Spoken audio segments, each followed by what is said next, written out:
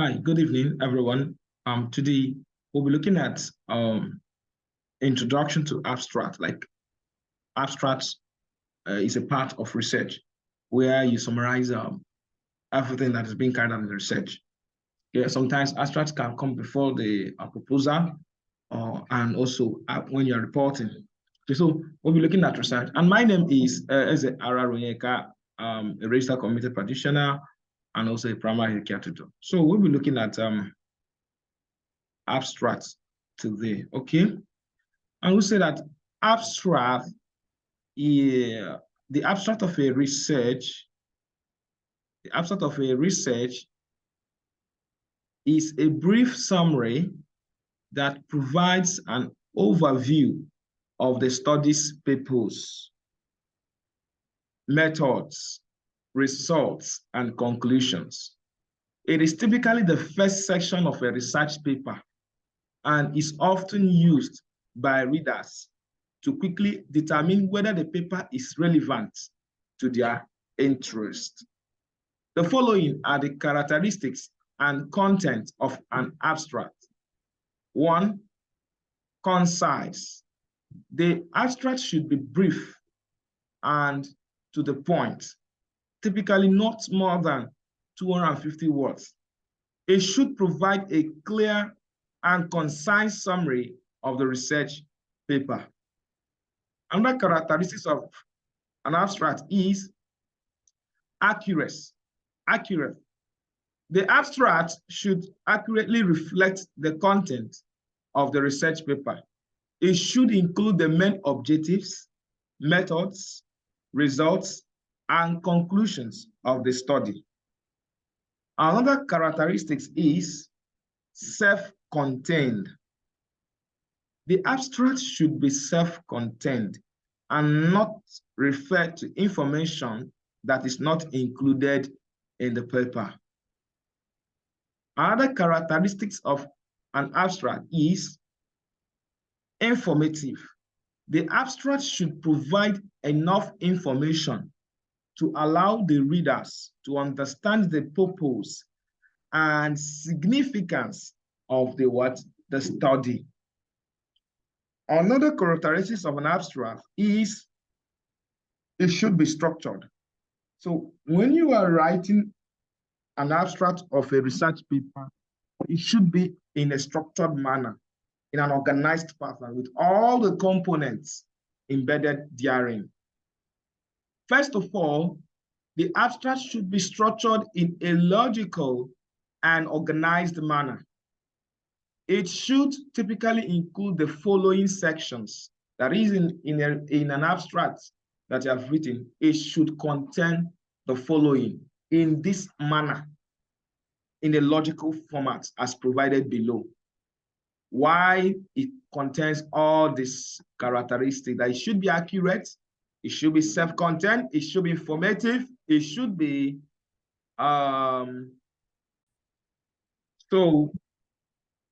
it should be self-contained. The abstract should be self-contained and not refer to information that is not included in the paper. So whatever you're writing in the abstract is like a summary of what you've done and reported. So every information in the abstract every information contained there must be what is found in the whole research work. Okay, so it is structured in this manner. 1, background. You should provide a brief introduction of your research problem and its significance. You should, at the first paragraph of the abstract, you should write a brief introduction of the problem and its significance. You should write it. And remember, an abstract must not exceed 250 words. So it should be as possible as it can, a brief introduction of the research problem and its significance. Then the objective. Okay, the objective. In that abstract, there is need for you to provide an objective, the objective of the study. Okay, it should be provided in that. A statement of the research objective or question should be provided. So if you provide objective, you may leave out the questions. Okay, then the methodology you employed in Canada research. A description of the research method used to address the objectives of the study and the results.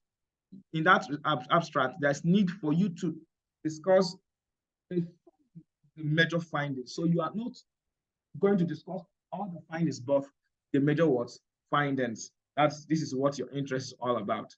Then conclusion. In the abstract, that's the last part of the abstract, we expected to see a statement of the main conclusions and their implications. So this is very much necessary in writing your abstract in a research paper. Okay, now let's take an example of the one we've been using in our lectures.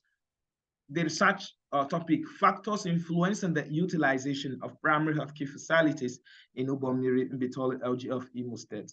Okay, so now the first session here takes where we're to talk about the brief introduction of the background of the study. This research study aims at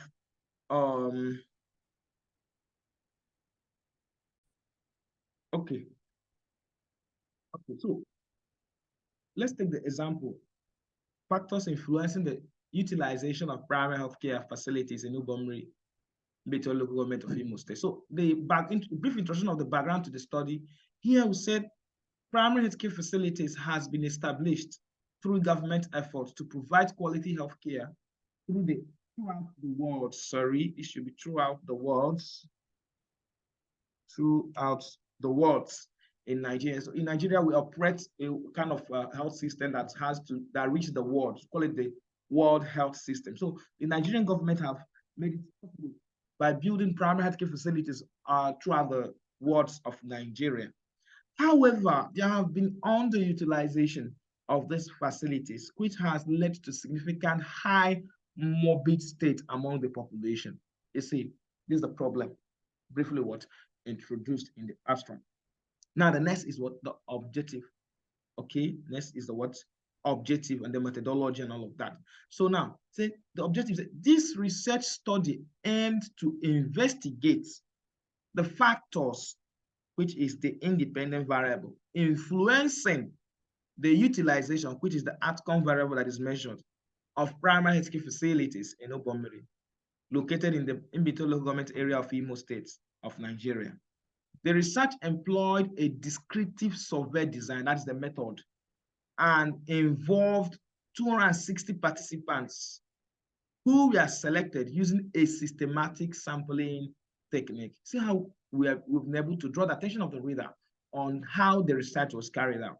The next is the results.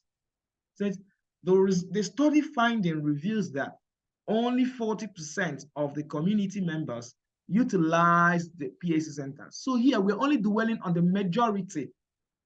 Okay, only 40% of the community members utilize the primary care centers. The research identified two major factors contributing to the low utilization of these facilities. One is distance to the facility and the cost of what services provided. The distance to the PAC centers emerged as a significant barrier to utilization.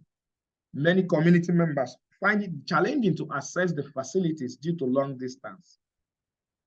Additionally, the cost of services was identified as another influential factor. You see how we've been able to structure this abstract in this manner: background, objective, methodology, results, conclusion.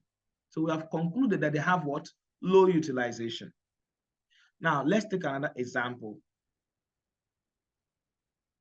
Knowledge, attitude of women of childbearing age towards exclusive breastfeeding or Mokabia. So you can write the background by saying exclusive breastfeeding has a lot of importance attached to it, and it is beneficial to the mother and to the child. And it's a significant way of controlling a population control tool, and also improvement in educational status of the child. So but it's surprising that most women do not provide exclusive breastfeeding to their children. So this is a brief way of writing the background. Then move down to the objective. So this research aimed to assess the knowledge and attitude of women of childbearing age towards exclusive breastfeeding in the Umuokabia community. A cross-sectional descriptive design was employed, that's the method, and a sample of 400 participants was selected using a simple random probability technique. The results of the study indicated that 70% of the participants had a good knowledge of exclusive breastfeeding, while 52% of the participants exhibited a positive attitude towards breastfeeding exclusively. The findings suggest that women in Umuokabia community possess a high level of knowledge regarding exclusive breastfeeding. This is the conclusion now. And generally holds a favorable attitude towards this practice. These results highlight the importance of education and awareness campaign to further enhance knowledge and promote positive attitude towards exclusive breastfeeding among women of childbearing age. So this is another good example of a well-written abstract. Then let's also look at another topic, climate change. Climate change. We're trying to look at another topic, it's climate change. Okay, so in this particular research topic, the background says climate change is a pressing global issue that requires urgent action. So knowledge and attitude towards climate change are important factors that influence individuals' willingness to take action to mitigate its effects. Objective of the study. The objective of this study was to investigate the relationship. Remember, in writing or abstract, it must be in past tense, okay? Because you are not reporting an event that has been carried out, okay? So the objective of this study was to investigate the relationship between knowledge and attitude towards climate change among college students, okay, which is the main title of the work, okay? That is attitude and so the objective of this study was to investigate relationship between knowledge and attitude, which is the independent variable towards climate change. Okay. Now, what is the method?